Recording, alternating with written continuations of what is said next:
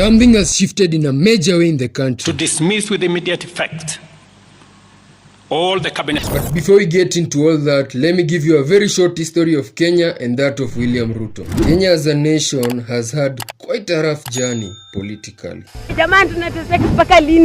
the 12th of December 1963, after a long fight, Kenya finally gained her independence from the British rule. Kenya then got the constitution amended in 1964, making her a republic nation with the president as the head of state. Thus, Jomo Kenyatta becoming the first president of Kenya after being the prime minister. Mzee Jomo Kenyatta was the president of Kenya from 1964 to 1978, where he passed away from a heart attack, becoming the first president to die while in office. Following his death, a new president had to be elected within 90 days. You must go tunaimba kwa maploti. Moi was nominated as KANU's sole candidate for presidency, becoming Kenyatta's successor and sworn in as Kenya's second president on 14th of October 1978.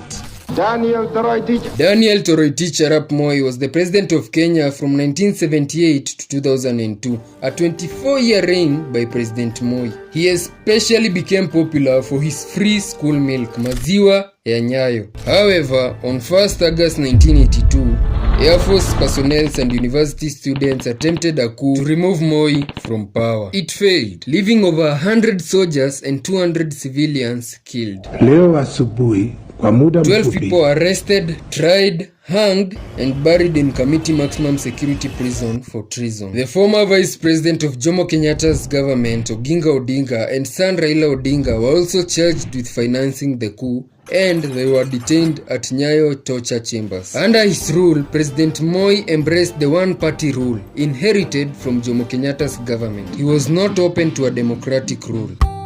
Activists who tried to oppose this were jailed and some executed. It was clearly a hard time politically in the 80s and the 90s. In 2002, after being barred from running for presidency again, President Moi chose Uhuru Kenyatta to succeed him as president of Kenya. In the 2002 elections, Uhuru went head-to-head with Mwai Kibaki and lost by 2-1 majority. After a 24-year rule, President Moi handed over power peacefully, this becoming his biggest credit. Emilio Stanley Mwai Kibaki was the president of Kenya from 2002 to 2013. This is after him being the fourth vice president under President Moi. Mwai Kibaki. Of course, Kibaki becoming president was with dissatisfaction from some members of KANU, among them Raila Odinga. You see, Raila Odinga had hoped to succeed Moi as KANU's candidate for presidency in the 2002 elections. But Moi had selected Uhuru as his successor. And then came Mwai Kibaki, who won the seat. In protest, Raila Odinga and other party members formed the Rainbow Alliance to decide a party's presidential candidate among the KANU members. Later, the Rainbow Alliance left KANU to form the Liberal Democratic Party (LDP) after their protests were ignored by Moi. When Kibaki became the president in 2002, he appointed Raila Odinga as the prime minister. On the 21st of November 2005, Kenya held a constitutional referendum to review the amount of power vested in the presidency. It was here that Raila Odinga opposed successfully against Kibaki's draft constitution. This led to all Raila allied ministers being dismissed from office by Kibaki. He declared all cabinet offices vacant. In the following elections of 2007, lines had been drawn between the two. In 2007, Kibaki defeated Raila and Raila accused him of digital fraud. Kibaki swore himself in within an hour of being declared president. If you're not born by 2007, then you might just have heard of the 2007-2008 post-election violence. This violence was totally tribe motivated. Basically, the opposition viewed the election results as a plot by the Kikuyu to retain power among its tribe. The tribes that lost political power were upset, thus leading to this post-election violence. They resulted to over 1,000 people being killed, while 600,000 were displaced. For over 2 months, many were slain. others shot, houses were torched, and businesses looted.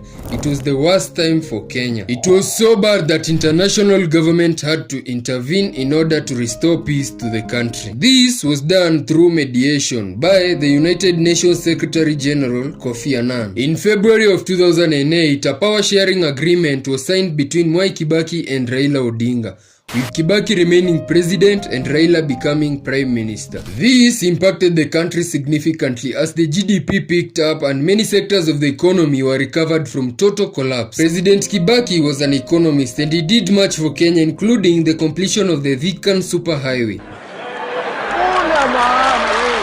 In the 2013 elections, Uhuru Kenyatta went head-to-head for presidency with Raila Odinga. Uhuru won.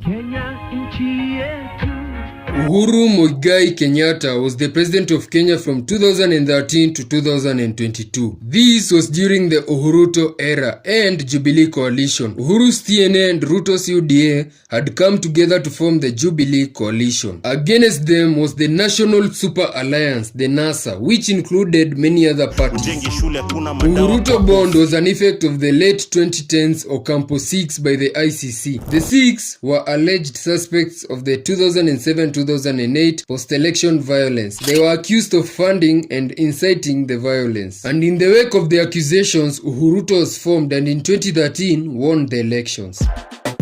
In December of 2014, the International Criminal Court dropped all charges against Kenyatta.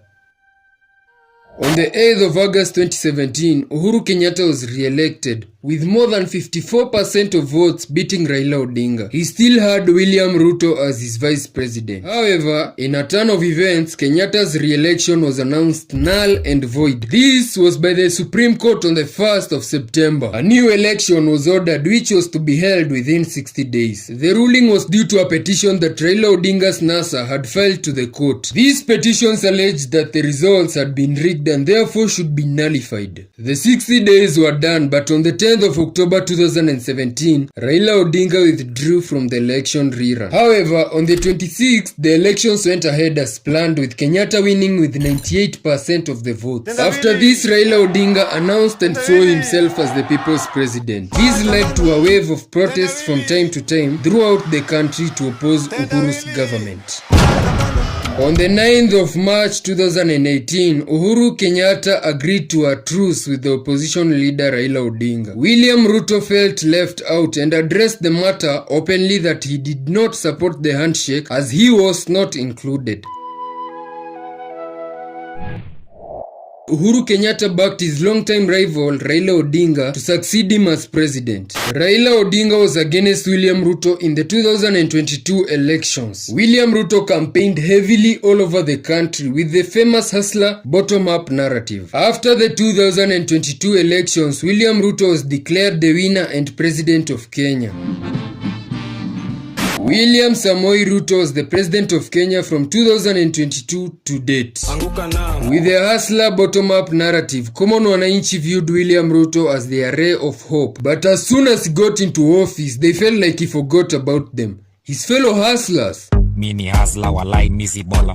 William Ruto's journey, however, began in Kamagut village, Uasin Gishu County, west of the Great Rift Valley. It's here that he was born and raised up in a humble, actual hustler environment. Ruto went to primary school barefoot. He wore his first pair of shoes at the age of 15.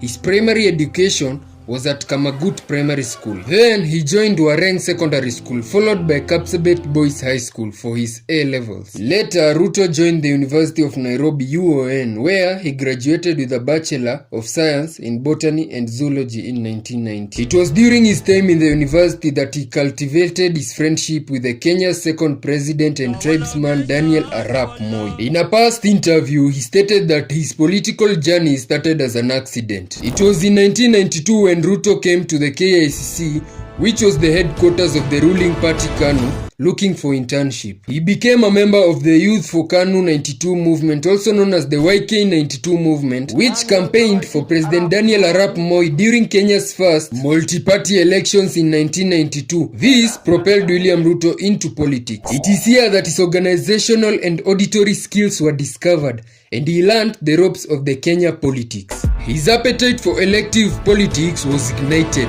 Long story short, he is the 5th and current president of Kenya.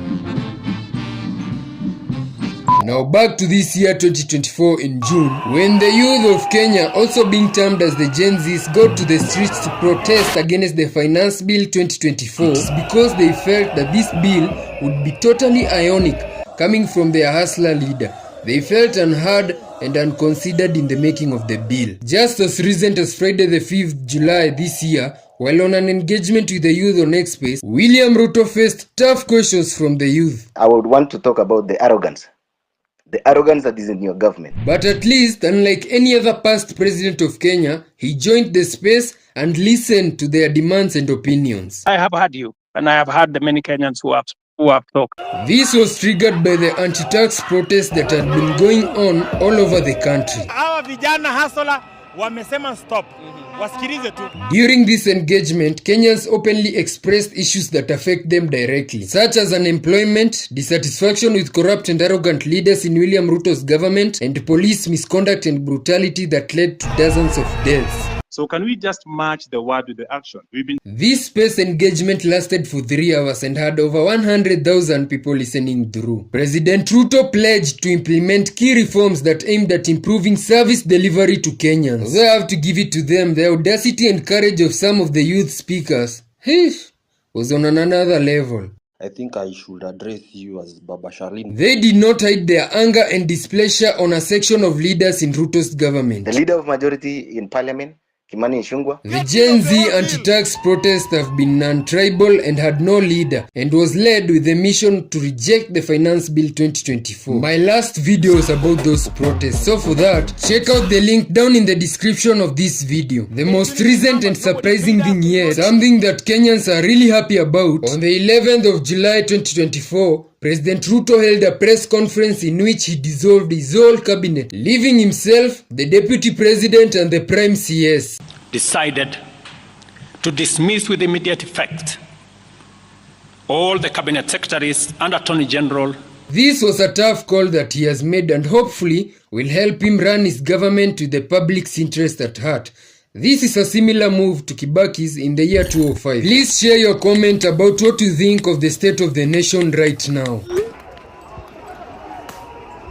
We as Kenyans have come a long way up to where we are now. We can now engage with our president on the internet and fearlessly express how we feel. It is our wish that we have been heard, and now we will see changes, improvements and developments in our country. Having been through all that, he is quite to another hype that bears no fruits. Don't click out without subscribing and liking if you enjoyed or gained something from watching this video. Thank you and see you in another video.